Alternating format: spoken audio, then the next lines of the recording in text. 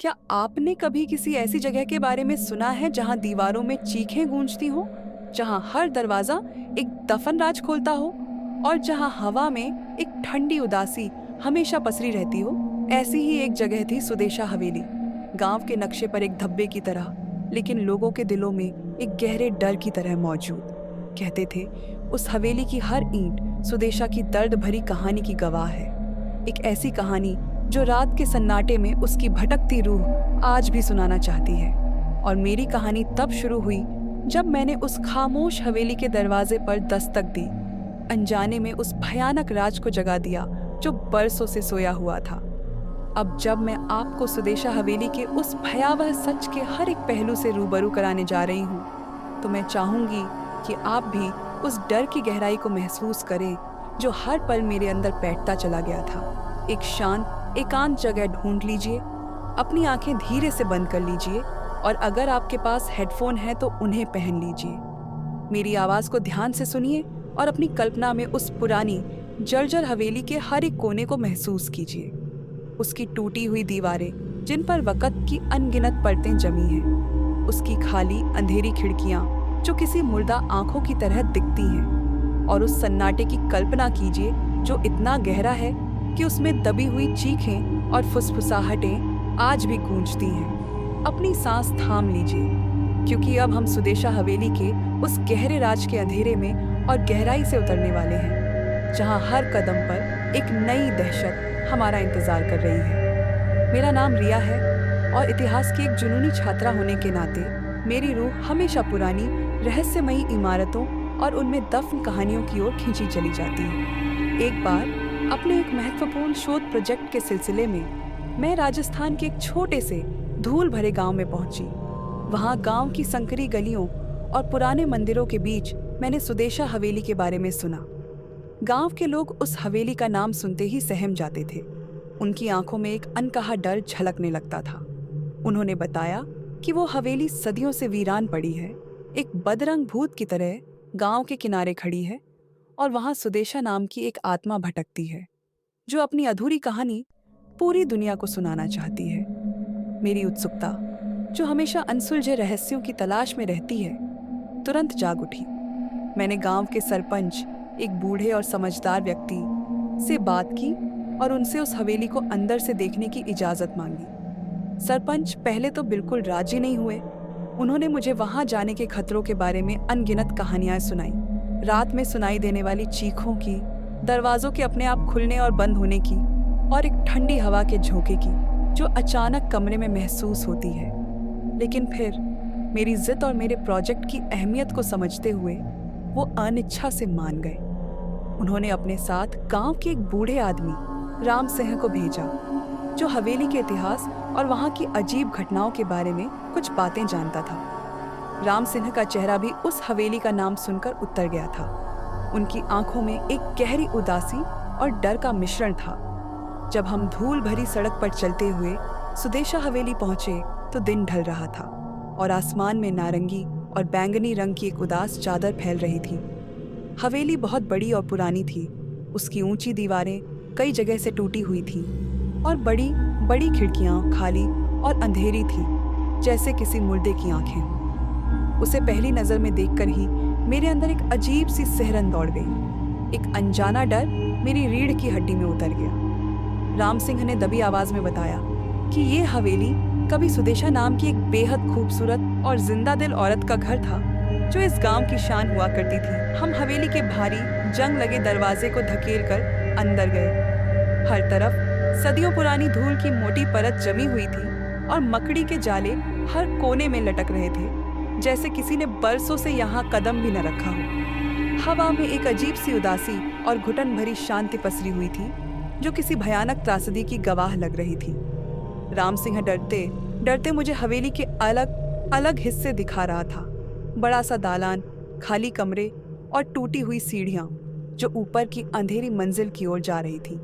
एक कमरा ऐसा था जो बाकी सभी कमरों से ज्यादा ठंडा था, जहां हवा में एक अजीब सी नमी और भारीपन महसूस हो रहा था। राम सिंह ने कांपती आवाज में बताया कि इसी कमरे में सुदेशा को उस भयानक रात मारा गया था।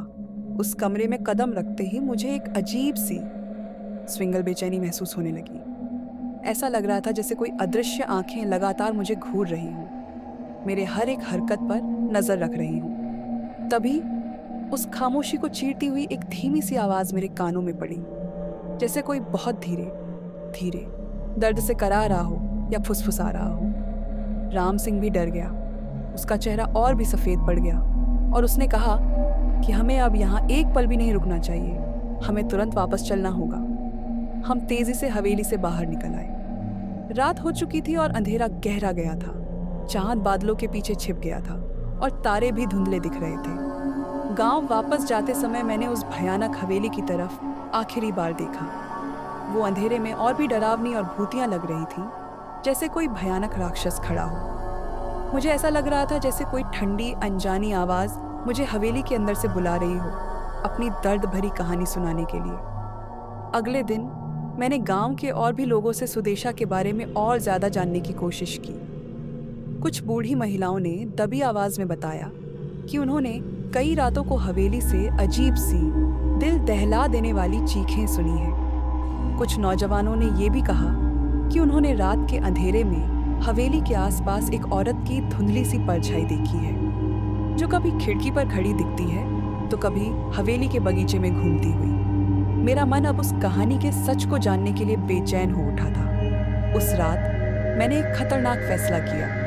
मैं अकेले ही सुदेशा हवेली वापस गई। मेरे हाथ में एक कमजोर टॉर्च थी, जिसकी रोशनी अंधेरे को पूरी तरह से चीर नहीं पा रही थी, और मेरे दिल में डर की एक ठंडी लहर दौड़ रही थी। हवेली के अंदर सब कुछ खामोश था, लेकिन वो खामोशी इतनी गहरी और घुटन भरी थी कि मुझे लग रहा था जैसे किसी भयानक तूफान से पहले की शांति हो। मैं सीधे उस ठंडे कमरे में गई जहां सुदेशा को मारा गया था। वहां अंधेरा इतना गहरा था कि मेरी टॉर्च की रोशनी भी फीकी पड़ रही थी। मैंने डरते हुए कमरे को ध्यान से देखा। कोने में धूल से सनी हुई एक पुरानी संदूक पड़ी थी। मेरी हिम्मत करके मैंने उसे खोला तो उसमें एक पुरानी, जिल्द फटी हुई डायरी मिली।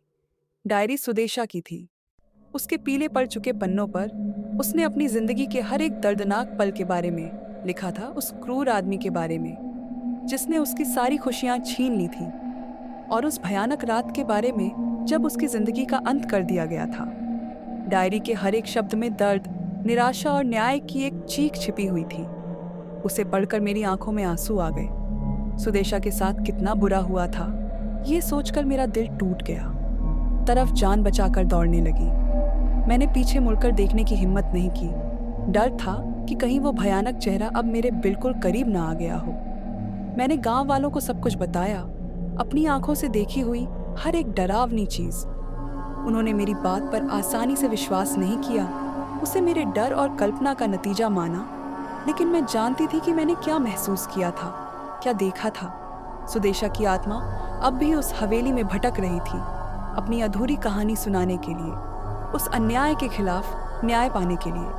उस भयानक रात के बाद से मैं कभी उस गांव वापस नहीं गई, लेकिन सुदेशा की डरावनी कहानी, उस भूतिया हवेली का राज हमेशा मेरे साथ रहा।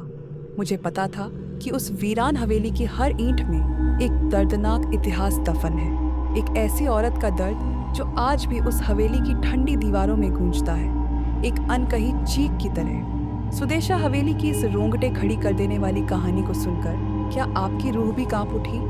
अगर आपको पुरानी रहस्यमयी हवेलियों और उनमें छिपे अनसुलझे भयानक राजों के बारे में और जानना है तो जरूर हमारे टेलीग्राम चैनल को ज्वाइन कीजिए। वहाँ हम ऐसी ही और भी भूतिया कहानियाँ और रोंगटे खड़े कर देने वाले रहस्यमयी किस्से शेयर करते हैं। हमारे टेलीग्राम कम्युनिटी का लिंक आपको नीचे डिस्क्रिप्शन में मिल जाएगा। आइए, जुड़िए और डर के इस अनजाने सफर का हिस्सा बनिए। अगर आपको मेरी यह कहानी पसंद आई और आप ऐसे ही और भी दिल दहला देने वाली, रोंगटे खड़ी कर देने वाली कहानियां सुनना चाहते हैं जो आपको रात भर सोने न दें, तो हमारे चैनल पर और भी बहुत सी ऐसी कहानियां हैं जो आपका इंतजार कर रही हैं। उन वीडियोस को भी जरूर देखिए, और अगर आपने अभी तक सब्सक्राइब नहीं किया है तो जल्दी से सब्सक्राइब बटन दबा दीजिए और घंटी भी बजा दीजिए, ताकि हमारी कोई भी नई भयानक कहानी आपसे मिस न हो। आपका साथ हमें और भी ऐसी कहानियां बनाने के लिए प्रेरित करता है।